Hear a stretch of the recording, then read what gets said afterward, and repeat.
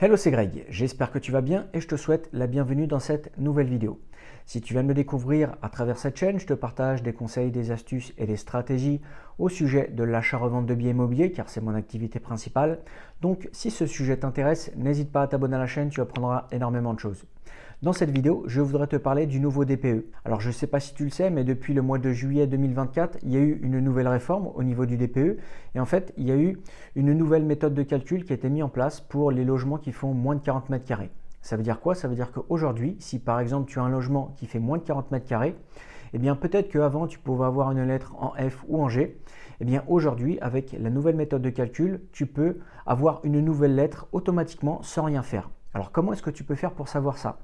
Dans un instant, je vais passer derrière mon écran et je vais te montrer un site que tu vas pouvoir utiliser pour faire le calcul de ton nouveau DPE et savoir si vraiment tu peux avoir une nouvelle lettre ou pas sans rien faire. Alors la seule petite spécificité, c'est qu'il faut avoir un dossier du DPE. Il faut en fait que tu aies un diagnostiqueur qui est déjà passé, qui a déjà fait un rapport des diagnostics, car en fait il faut que tu récupères le numéro qui est en haut à droite, qui est sur le rapport des diagnostics. Et ce petit numéro-là, tu vas l'insérer sur le site là que je vais te montrer dans un instant et ça va te donner si tu peux avoir une nouvelle lettre ou pas.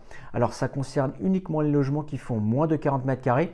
Parfois, tu peux être éligible, parfois tu ne peux pas, mais dans tous les cas, ça peut être intéressant de le savoir. Alors en général, quand tu vas avoir un mauvais DPE, à quoi c'est lié? Ça peut être lié au type de chauffage, ça peut être lié aussi par rapport au ballon d'eau chaude que tu peux avoir qui peut être des fois soit ancien, soit beaucoup trop gros par rapport à la surface du logement. Donc déjà, si tu changes le type de chauffage, si tu changes par exemple un ballon d'eau chaude, que tu mets un plus petit ballon d'eau chaude qui est vraiment entre guillemets dernier cri, ça peut améliorer la performance énergétique.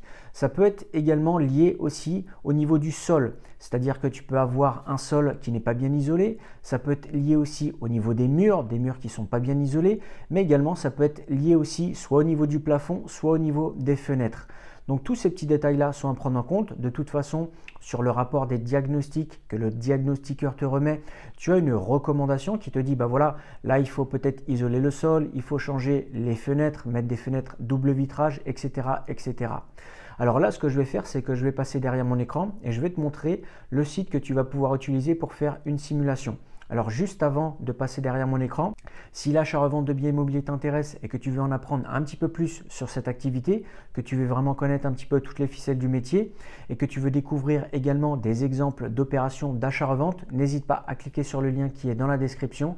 Tu pourras avoir accès à une formation offerte où je t'explique vraiment pas mal de détails et je te montre un exemple d'opération et comment tu pourras aussi trouver des bonnes affaires. Alors là, je vais passer directement derrière mon écran. Donc là, on va voir comment est-ce qu'on peut simuler notre nouveau DPE. Et je le répète, ça concerne uniquement les logements qui font moins de 40 mètres carrés. Donc c'est simple, tu vas aller dans Google, tu vas taper simulateur DPE ADME, A-D-E-M-E. Et en fait, quand tu vas être ici, tu vas voir un lien qui va être juste là. Donc c'est pas le premier lien, mais tu descends un petit peu. Tu vas sur Observatoire DPE. On va cliquer là. Et en fait, on va arriver sur cette page-là. Quand tu vas être sur cette page-là, ça va être simple. Tu vas récupérer le numéro qui est sur le diagnostic qu'on t'a remis. Donc, il faut que tu récupères le diagnostic. Tu vois, diagnostic de performance énergétique. Et en fait, en haut à droite, ici, tu vas avoir un numéro à 13 chiffres. Donc, ce numéro-là, tu fais un petit copier-coller. Tu le colles juste ici. Tu cliques sur rechercher et ça peut te donner une nouvelle lettre. Bien sûr, une autre chose qui peut être intéressante, c'est que quand tu vas descendre un petit peu plus bas dans le rapport des diagnostics, tu peux savoir ici, qu'est-ce que tu peux faire pour améliorer le DPE. Donc là, tu vois, par exemple, on peut améliorer quelque chose au niveau des murs. Ici, on peut améliorer quelque chose au niveau des portes et des fenêtres.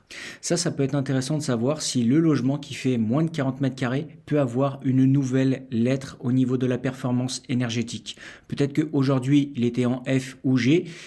Peut-être qu'avec ce nouveau calcul, il peut avoir une meilleure lettre. Donc, ça peut être toujours intéressant de vérifier ça. Alors comme tu l'as vu, ce site, c'est un site qui est gratuit, mais pour pouvoir l'utiliser, il faut que tu aies un rapport des diagnostics. Je te fais un petit rappel, quand tu vas vouloir trouver une bonne affaire pour faire soit du locatif, soit de l'achat-revente, ce qui peut être intéressant, c'est de cibler des surfaces qui ont une mauvaise lettre, une mauvaise performance énergétique, que ce soit par exemple en F ou en G. Pourquoi? En fait, il y a plusieurs raisons. Quand tu vas vouloir faire un achat-revente de biens immobiliers, déjà une des choses principales pour pouvoir faire une bonne marge, c'est apporter de la valeur ajoutée au bien immobilier sur lequel tu vas vouloir te positionner. Qu'est-ce que ça veut dire? Ça veut dire que si par exemple tu te positionnes sur un bien qui est en lettre F ou en G et que toi tu améliores cette lettre, donc cette performance énergétique, eh bien indirectement tu apportes de la valeur au bien immobilier et ça peut te permettre de le revendre un peu plus cher. Bien sûr, il faut toujours faire ces calculs de rentabilité, mais ça c'est une première chose. Et en plus, une deuxième chose, c'est que les biens qui ont une mauvaise performance énergétique, que ce soit en F ou en G, ça peut être intéressant en fait de pouvoir négocier le prix. Et indirectement, quand tu négocies le prix du bien et également tu apportes de la valeur ajoutée, ça c'est vraiment deux clés qui vont pouvoir te permettre de dégager une bonne marge quand tu vas vouloir faire un achat-revente de biens immobiliers. Donc comme je te l'ai dit, si l'achat-revente de biens immobiliers t'intéresse et que tu veux en apprendre un petit peu plus sur ce sujet, n'hésite pas à cliquer sur le lien qui est dans la description. Moi je te remercie d'avoir regardé la vidéo jusqu'ici et je te dis à très bientôt dans une prochaine vidéo. Ciao ciao!